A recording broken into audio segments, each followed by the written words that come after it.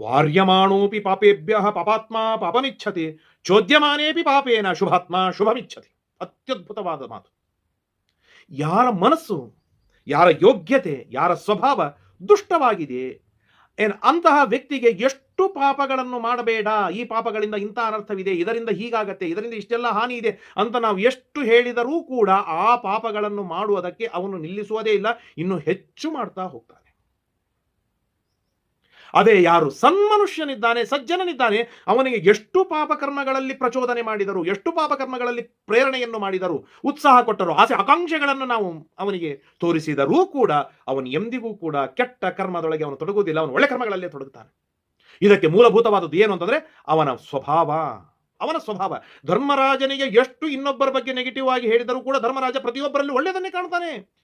ಎಷ್ಟು ಕೆಟ್ಟ ಕರ್ಮಗಳನ್ನು ಮಾಡು ಎಂಬುದಾಗಿ ಪ್ರಚೋದನೆಯನ್ನು ಮಾಡಿದರೂ ಅವನು ಅಷ್ಟು ಒಳ್ಳೆ ಕರ್ಮಗಳನ್ನೇ ಮಾಡ್ತಾನೆ. ಯಾಕೆ? ಅವನ ಸ್ವಭಾವ ಶುದ್ಧವಾಗಿದೆ. ಇದೇ ದುರ್ಯೋಧನನ ಸ್ವಭಾವ ಎಷ್ಟು ದುಷ್ಟವಾಗಿದೆ ಅಂತಂದ್ರೆ, ಎಷ್ಟು ಒಳ್ಳೆಯದನ್ನು ಹೇಳಿದರೂ, ಈ ದುಷ್ಟ ಕಾರ್ಯಗಳಿಂದ ಎಷ್ಟು ಕೆಡಕಾಗತ್ತೆ ಎಂಬುದಾಗಿ ಹೇಳಿದರೂ ಕೂಡ ಅವನು ಆ ದುಷ್ಟ ಕಾರ್ಯಗಳಿಂದ ಅವನು ಹಿಂದೆ ಸರಿಯಲಾರ, ಇನ್ನೂ ಹೆಚ್ಚು ದುಷ್ಟ ಕಾರ್ಯಗಳಲ್ಲಿ ತೊಡಗುತ್ತಾನೆ.